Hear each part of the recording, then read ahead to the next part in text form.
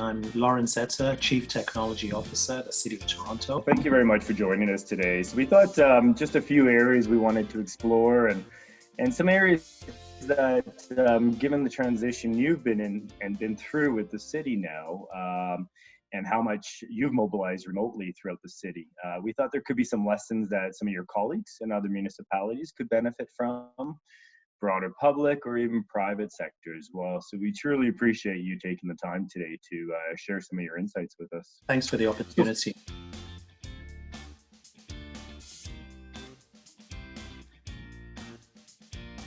What COVID has done is that COVID has accelerated the awareness and the need now from a why should we do it to how do we do it in a very shortened period of time. That's significantly what's different. So I'll give some specific examples because I want the audience to have specifics. So in the city, I'll take telewalking, which is a big aspect in all our society. We're doing that today. We weren't having a video conferencing certainly maybe 6 or 7 weeks ago culturally. In a bad snow day, which is the example, the city had the capacity to telewalk 1,000 remote telewalkers.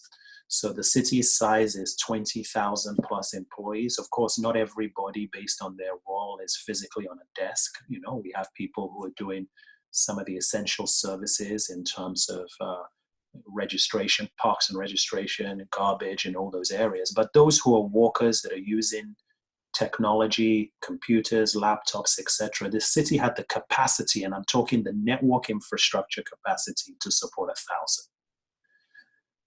The week of March the 13th was the week on that Friday, we left the city based on the changes from the medical officer. And over the next 5 weeks, we accelerated the capacity to go from 1,000 to 4,000. From 4,000 to 6,000, and currently the city is now, May the 5th, has the network capacity to support 10,000 telewalkers. So let's just think, in 6 weeks. Now, pre-COVID, that movement, was it possible? Yes, but was the culture set up to accelerate? Different.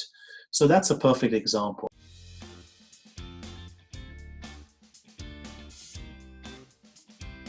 And there's a certain leadership style. There's collaborative, you want competency, all that. But there is also a big need of caring because people are afraid.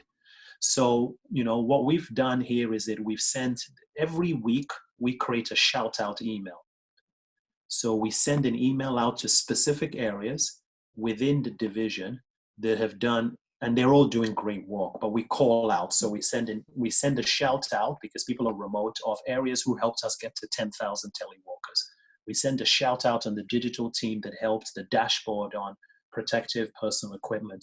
We constantly keep engaged through email because initially we were very trying to manage our bandwidth. There wasn't a lot of video conferencing. The next evolution is, of course, now getting into some virtual town halls in that respect, so we can see our people.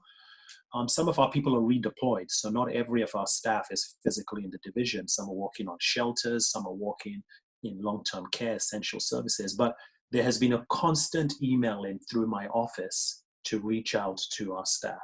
And it's really about caring, it's about acknowledgement, it's about making people feel inclusive, because at the end of this, we all have to come back together. Maybe we won't physically come back as the same way we have, but it's the voice. It's the voice hearing that I'm here. And I've received some emails back. So I think what has been really interesting is that your style has to go deeply on that respect because it's about safety. So there's an accountability, we've got to do things, but there's also a caring aspects. And I think without the caring aspects, I think it's very difficult to lead during this period if you don't show that personal safety is important, but at the same token, it's balanced with an accountability that we have to remotely deliver that piece. So, I think, we are who we are as human beings, as leaders, but you have to continuously pivot to say, under the scenario, what is the leadership style that is really important for this scenario? And the compassionate, the caring, the empathy, the authenticity has to really come out very positively through this period.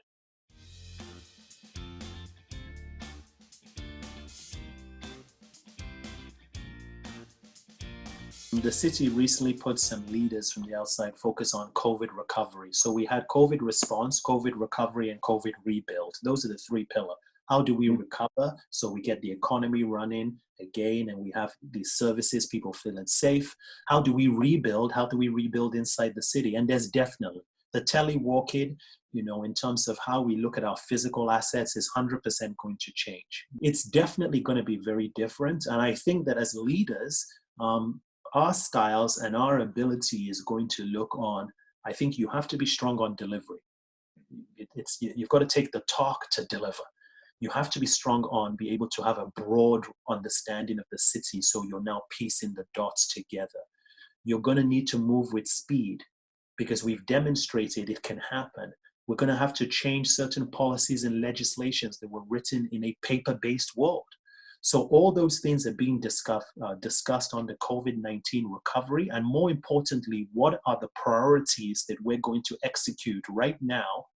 So whenever we come to whatever environment, we're not waiting. It's actually happening right now. So those conversations are happening right away. Many workshops, bringing thought leaders, but taking it to tangible plans. What are we going to do in the next 60 days, 90 days, 3 months? That's happening right now. That's positive. And I do appreciate your time today. This has been very helpful. We certainly, all of us as residents of the city, appreciate the dedication of the senior leadership team. It sounds as though a lot of your frameworks were in place and a number of the initiatives were in place prior to COVID, but there's been a sense of urgency, a sense of this collaboration throughout the culture that's really kicked into high gear, that's enabled the speed that you moved at in this time. So we do truly appreciate your time today. I know this will be valuable for some of your colleagues out there as well. And thank you.